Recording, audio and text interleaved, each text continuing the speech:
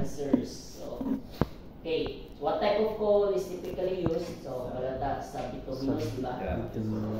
Tama nung tanan dira, tanan. Let's go. So, hardest to pulverize is anthracite, which is ang highest cognitive value, no? And then, the following is not part sa characteristics sa coal. So, ang panana is high ash content, no? Okay, gusto mo na ito at least lower siya na ash. Okay, dahil yung na ash, meaning the lower yung fixed carbon. Okay, kailangan mo yung musulod sa isa ka particle of coal. Okay? So, next, where is the pressure installed? So, dapat after the cold dome, di ba? After sa cold dome, dito na siyang pressure. Tapos, sunod is, which of the following is not the purpose of the cold dome? So, of course, na dinadaan, okay, di ba tapos yung spontaneous combustion. So, most of the system yun, di tama mo ni siya. No? So, ano, di wala na day dust build up sa trusses or di siya concerned sa cold dome. Wala tayo So, interior support. yung guy, wala mo tayo interior supports kung gamit siya. Almost what is siya. So, what is spontaneous combustion? So, the best answer is exothermic oxidation sa coal na mag-rise in temperature and begins to burn on its own without an external source of heat. So, muna siya pa na to. So, dagawag mga panrili, kani, controlled and desired process, so wala na. Wala na ng desired. So, oxidation of coal at low temperatures by adding external source of heat. So, wala ka tagaan ng external source. Kasundo mo siya giyaha. Yung isa dere, endothermic oxidation of coal, where combustion is extinguished due to lack of sufficient heat. So, mali yapon, since exothermic man siya, gawin siya heat. No, perfect. Okay. So, next, where does the coal reclaimed sa itong reclaimer being discharged to? So, of course, reclaimer hopper, no? Ang next na is, inside alternative, so, kita lang katanong padulong sa use of payloaders, padulong sa emergency hoppers. So, emergency hoppers pa lang, wala na mga, bumili na itong alternative, di ba? Next is, which of the following is not a belt protection device? So, the word belt protection, so silang tanan, sila lang nag-protect sa inyong belt. Kaya shoot choke, bumili ka ng barado ang iyang labayanan. So, kung barado siya, sige ka tuyog sa inyong belt, maputol siya, madugay. No? So, idler misalignment, actually, wala nyo tayo idler misalignment switch. So, fix naman natin mga idlers. If may duman ninyo, tigunit naman yun siya sa belt, di ba? I-absorb sa shock. So, how many transfer towers? Gikan sa ship unloader daw, hangtod sa stacker reclaimer. So, duwa. So, duwa siya buok.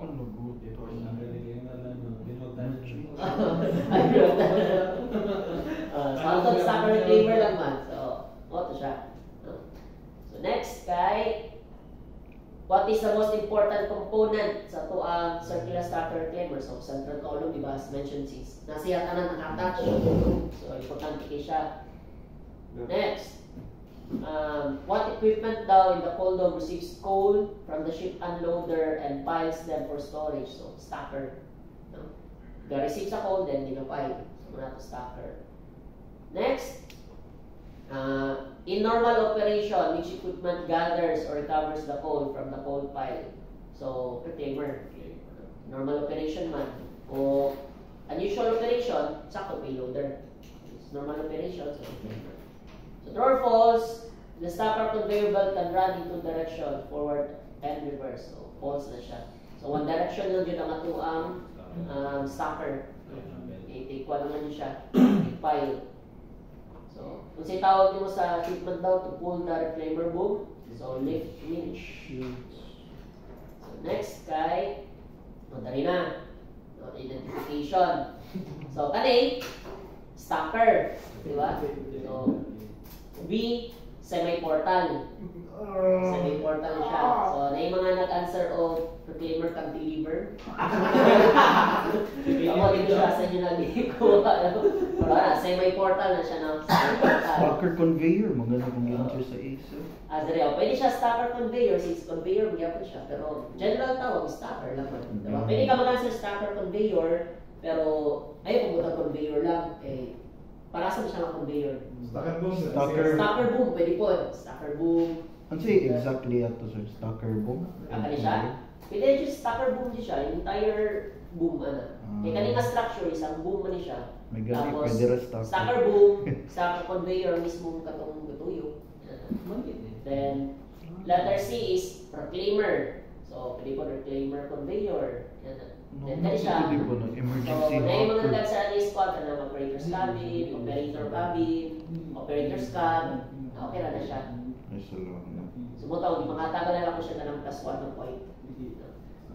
Okay, so, next, why is it important daw madili same location of stacker reclaimer? So, na-appeal sa itong discussion, no? Imbalance. So, ma-imbalance siya and cause damage. Correct. So, the following are the uses of fuel oil in the main unit except one. So, ano siya, no? Auxiliary air compressors. So, di na siya appeal sa tuang fuel oil. So, tulo naman na siya. Start fuel, EBG, o fire water pump. Okay.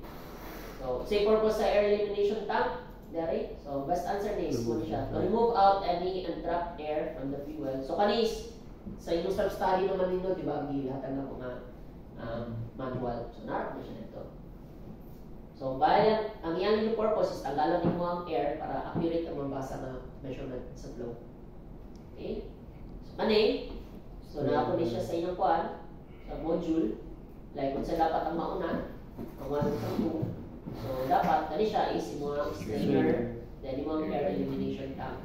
So, kani, tuning answer. Okay? So, kani, motions. So, what do you call this motion? Kani, pendulum, sakto. Kani, slewing. Slewing na siya. So, next, laughing. Correct. Kani, traveling. Right? Kuha lang ninyo. So, at wind speed higher than 20 meters. In an emergency, isa lang ang pwede masupplyan daw sa itong emergency engine pump. So, laughing and pendulum. Ay, ako mali. Good. So, ang purpose na yun niya is at least magawas lang ang imong vertical arm sa ship. Kaya magbuhi-buhi pa rin mong ship na ito, basing sangit, dapat siya. So, at least isang gawas naman siya sa barko. Okay? Hindi ako mali. So, kani, kung saan tawag kani nga Long travel. Long Ay, tsaka travel. nagduduwa. Correct. Kani, pendulum. Correct. Kani siya, Slewing. Kanan siya. correct. So, true or false? Ship unloader, the inlet feeder rotates in the same direction as the vertical conveyor. So, false, diba? Okay, counter siya. Counter rotation. Hanggang doon na siya na.